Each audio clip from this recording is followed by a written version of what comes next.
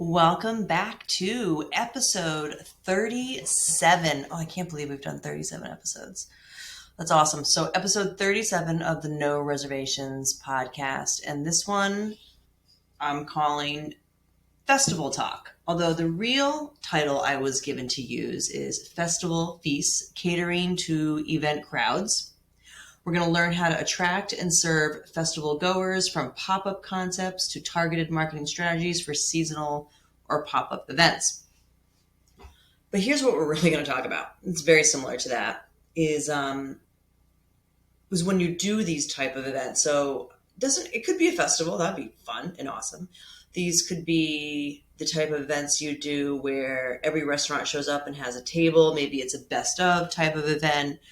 A chamber, or any type of extra event you do that's outside of the restaurant. Let's say it could even be a farmer's market, to a food truck, to a concession stand, anything where you basically have to start up a mini business from scratch in a new location. So that's what we'll call it when we're talking about, festivals type of pop-up things. And I'll start by going back, in my restaurant days, we would do one or two events a year. I want to say it was usually like the Boston Magazine Best of, or there were other like local magazines. Stuff at Night was one. Whenever they would have like a big show, and we would be invited or asked to come serve a special whatever it was. When I think back to those days and when we used to do those type of events, being organized and having a checklist of what you need is number one when I think back to those. Because there was nothing worse than getting to the event, and especially if it was not convenient to where your restaurant, your home base is located, and forgetting something vital like tongs, or maybe it was napkins or plates or whatever it was, like something that you would absolutely need, and just not having it, and either you're going to have to go find a store that has it. It was just the stress of, oh my God, we forgot such and such. Just created this unnecessary, undue stress that would pretty much permeate through the entire event.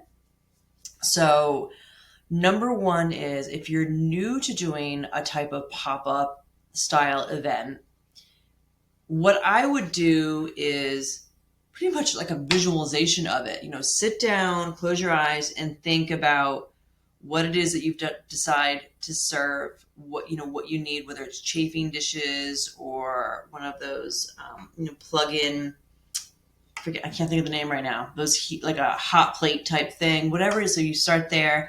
Then, okay, well, then you'll need pans if that's what you're using. If you're using chafing dishes, you'll need sternos. You'll need spoons. You'll need tongs. You'll need, if you're using saute pans, then you're going to probably want some type of oil, not to mention the food, of course. But it's not just about the food, which hopefully you'll have the exact food. And then whether there's any condiments or accompaniments to the food, it's what you're going to serve it on, what they're going to eat. Do you need to bring forks or spoons, napkins? Like, just starting there with the logistics. What's it going to look like? Should there be a garnish that goes with it? Do you have that? How would maybe you want to put like a cucumber salad garnish. Okay. Do you have that ready? Are you going to use tongs to put on there? Have another set of tongs. Have plenty of tongs with you. So from the practical side to, okay, how are you going to set it up? What size table were you given to use, or are you bringing? What will fit? Because if you're going to use chafing dishes, and you're only giving one 8-foot table, that doesn't give you a lot of room to prep, restock, or anything. So you really have to think out exactly the location you're at, what's available to you, and how you're going to bring everything there and not forget it. And then what it's going to look like, what the guest experience is going to be. So I guess a great exercise to do would not only be from behind the table, so in terms of the food prep, the dishes, the plates, the saute pans, whatever it is you need behind to execute what you want to serve, but then on the other side of the table, from the attendees or the guest perspective, as they move through your table, how do you want them to do that? What are they going to see first? Are they going to grab a cup, a bowl, a plate first? Then are you going to serve it to them? Is it going to be pre-served? What's it going to look like? Are there napkins at the end? Like how you want that process to flow through as well. So 2 different perspectives. And then I would just be writing lists and lists of everything you could possibly think of that you might need. So that's one. And then again, going back to the space that you're in, is there, if you need an electrical outlet, are you going to be near one? Should you bring an extension cord? So really taking in the full 360-degree view of where you're at when it comes to an event like that, to make sure that there are no surprises when you get there, that you're planned for, that you have everything you need, and you don't need to or send somebody else out to go get something pretty vital that you forgot. So it's so important to be organized. And if you create these lists now, and they may not be perfect, but it's certainly better than nothing, then when you go to do something like this again or next year or whatnot, you already have this list to kind of start with, which will make it so much easier to do going forward. So that's huge. By far, that would be my number one piece of advice. And having done many style events like this, is the worst thing you can do is forget something. It just creates so much stress. And changes the look and feel of the whole event, which normally should be something that's like fun and celebratory. So getting organized, having checklists, making sure you're packed up, knowing the space that you're going to, the space that you're given, the electrical outlet if you need it, things like that, tablecloth, then the design of the table, what type of logo pieces you want to bring. All of that needs to be thought of and written down in one place with one checklist with everything. So hopefully maybe you can just hand it off next time to a manager or a partner or whatnot and say, okay, you can go do this next event and here's everything you need. Almost like a mini little restaurant in a box that just serves the one item. So there is that. If I take a step away from that, before you even agree, or a step back really from this event, before you even agree to do events, you definitely want to vet if it's the right one for you to do. And I'm not suggesting that you should say no to everything, because it is so good to get yourself out there and to be visible to your current customers, to potential new customers, things like that. So there's that, you could never go wrong with it. But if it's a Friday or Saturday night and you need it at the restaurant, that one you might want to think twice about. If it's, on a slower night, maybe that's a lot easier to do. Who's the clientele showing up at said event? Is it really your clientele, or enough of your clientele that it would make sense for you to be there? And then when you decide what you're going to be serving, you really want to be practical about this.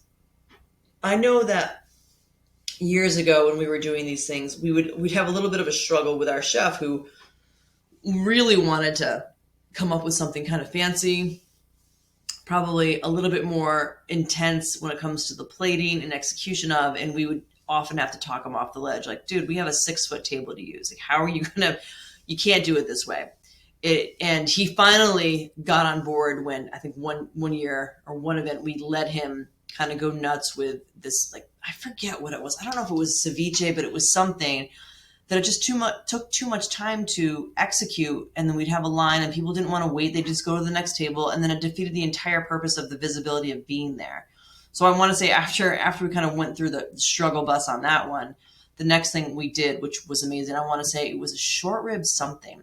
Maybe it was a short rib empanada, but it was something that could easily be 90 to 95% cooked at the restaurant, then just brought over in these warming ovens, heating pans type things that we had, and like easy to reheat real fast, give out to the guest, and they absolutely loved it. So definitely thinking about ease and logistics on what you're going to be giving out is huge, as well as thinking about who the attendees are when it comes to doing these type of festivals, events, things like that. It's really important, because you do not want to show up with something fancy or something that might not be a huge crowd pleaser in general. Maybe it's something off your menu that doesn't even sell that much, and then that's what you want to put forward at an event where people might not want to go outside their comfort zones.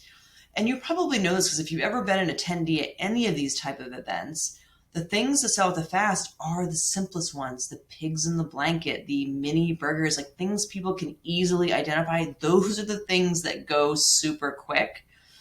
So if you want to be a hit, if you want to be that table that has the line at it, and let's face it, if you're going to have some type of a line at your table, people are going to stick their head around and want to know who's that table, what they got, what are they giving away over there.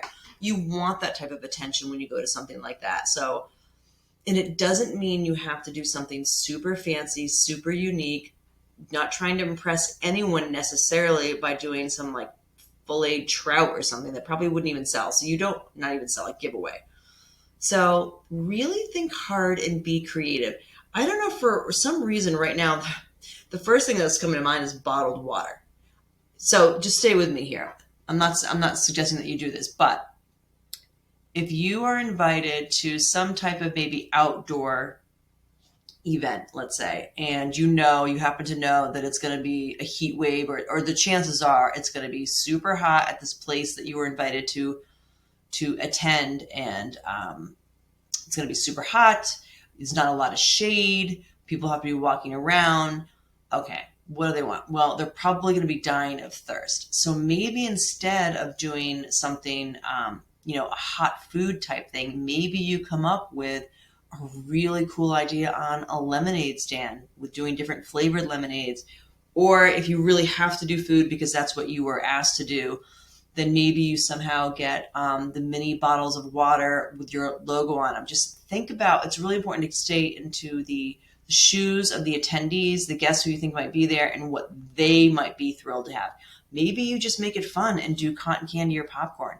There was one event years ago, and I'll never forget this. I forget where it was. It was a big Boston event for restaurants, and Radius was the place to be at the time. That restaurant had, oh my God, had a wait list every night. It was just the place to be. It was a beautiful dining room, very, very, very upscale. Michael Schlau, he had two other partners. I can't think of their names right now. It was a big deal. And I remember, and so you thought of them that way. They had the chic dining room. They were very, very high end. Everything was like, just perfect when you went there. It was just literally 5-star. And then I saw them at this event, and they did something very carnival-like. Maybe it was popcorn. It might have been cotton candy. It was just like something so out of sync with what they actually do, but they made it fun. They did it extremely well, and it was a huge hit. It was a huge hit not only because people loved it. I want to say they did cotton candy, and they did it in a bunch of different colors with the machine that you swirl around the white paper cone, and you just handed it out. So now, pretty much everyone does love cotton candy. You can't not love it. It's such a simple thing. And now you have people walking around with it. Everyone wants to know where you got it. I think they added some sparkle to it. It was just such a crowd pleaser. And they had fun doing it. So they were the fun booth to be around because they're laughing and smiling. And so don't hold me to that, but I want to say it was something, it was Radius, and I want to say they did something fun. I think it was cotton candy. So just thinking outside the box in that way. What would the attendees want to see and have? If you can find out what other people are doing, that would be great. Usually the project manager, the organizer of the event can usually give you some type of list of who's going to be there. May or may not be what they're serving, but as much information as you can get around that would be huge for what you decide to do, and just be clever and fun and make it easy. And of course, you do need to think about the cost of these things, especially if this is a freebie type thing. So that's the first part I want to talk about. So that's when you're asked to do the free stuff, then yes, cost comes into play, but you don't want to look like it comes into play. So you don't, for us, when we ended up doing, I think it was the short rib empanadas, short ribs back then were very, very, very inexpensive. They just take 24 hours to cook, right? But they very inexpensive. So it was a cheap thing for us to be able to do. But it doesn't look like it was cheap at all. So that's what I'm saying is you want to be cost conscious, but you don't want that to show that you're being cost conscious. Okay. So that's the free stuff, which could be great, Even if if you're able to give away something at the table, some type of gift card, promotional gift card, gift something that people will take and be like, oh, I'm definitely going to go there, and have an expiration date on it if you want to see if it works. That might be a really great time to have somebody grab and just say, hey, bring this in, no strings attached, 10, 15, 20, 25, whatever makes sense for you, off your check or off an entree, or however it makes sense, but make it worth their while. Have an expiration date so there's urgency to use it. Make sure you highlight that, like, this really, it could even be funny that this really, truly, absolutely does expire. This is very, very limited time. Please come in and see us. Now, switching gears to an off-site event that you are able to go to and charge for and make money at. Everything I had just said about being organized and a checklist and being insightful and thoughtful about what you're going to be serving, selling, also applies. So that's why I started with that. So all of that is true. Stick with that. I hope you took notes if you did, because all that's what you need to do. In addition, because you're charging, you want to, well, one, figure out how you're going to charge. So it's really nice to do cash only if you can, but most these days, very few people carry cash on them. So keep that in mind. If you're going to offer Venmo, then make sure you have a very, very easy printed out QR code, maybe framed in those cheap frames, put on either side of your table. So it's very easy for someone to snap a picture of the QR code and pay you through Venmo that way. And of course, if you are able to and you have internet and whatnot, and you can use credit cards, that's the number one way people want to pay. And I know that for a fact. How do I know? Well, because I actually own a Snack Shack concession stand here in the town that I live in. I took it over a couple of years ago. We call it Sylvester's Shack. And it's been quite an experience doing this. It's been great. It's been super creative because I'm able to kind of decide what we're going to sell, what we're not going to sell. And my labor is all community service hours for the high school students. So they get to learn about hospitality. I teach them my brand of hospitality, and we get to figure out what we're going to sell. Now, because of my Snack Shack, that I want to keep it very, very, very dumbed down, for lack of a better word, because there's not a lot of training. I certainly do the initial training. I meet everybody. I go over things. But I don't want to live there every Thursday, Friday, and all day Saturday for the rest of my life. That's not why I chose to do it. So I made it very simple, that with a couple of hours training and one person who's already worked a shift, these high school students can do it themselves with very little mistakes. So there's that. So I made it a very, very, very easy place to work. That even middle schoolers, and middle schoolers can work there on their. We don't have them do it on their own, but they could. Usually the parents are walking around the field somewhere, because it's a super easy thing to do. We just do cash and Venmo. We don't do credit cards there, because the reason I chose not to is, well, one, there's no internet down there, so I think it would be intermittent on how well it worked. But if I'm not there and a student who's working makes a mistake using someone's credit card, like they put in $100 instead of $10, that's going to be more of a pain in the butt to fix. And if I'm not right there to fix it, then we might have someone who's freaking out, like they just took $100 hold on my card. So I just said, I'm going to avoid that altogether, and made it cash or Venmo, which does mean that a couple of people have not been able to purchase there. Not a lot. I'd say maybe 2% don't have Venmo and didn't have cash and weren't able to purchase there. And that does make me sad, because I do want everyone, of course, to buy, but it's not worth the headache of trying to offer credit cards and having any mistakes happen, especially if I'm not there to try and fix them. So there's that. But the other piece about it is, especially if you're going to be doing some type of pop-up that you might do more than once, what's important is to really keep track of what is selling and what doesn't. So that is something that we do, and I do it in a weekly inventory, and it does fluctuate. It's very interesting how people's appetite for things change quite a bit. And also weather-wise, of course, if it's a chilly day, we're going to sell a lot more coffee and hot chocolate versus a hot day.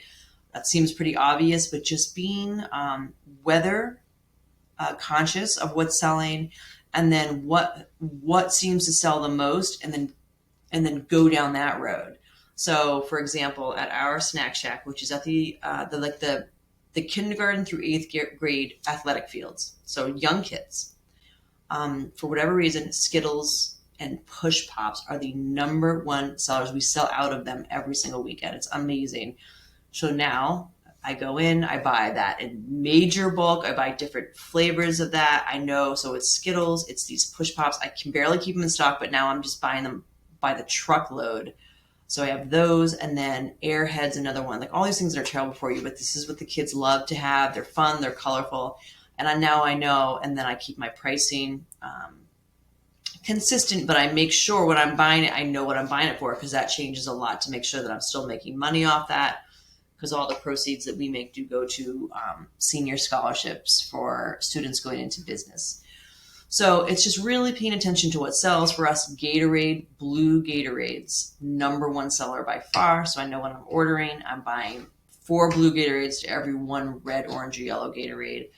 So paying attention, having an inventory, keeping track of the cost, because it does fluctuate how much I pay for these things. Sometimes they go on an incredible sale, which might be at Target or BJ's or Amazon. And I have to look at all three, because if they're on sale, it could be almost 50% off. And that's a huge savings for us.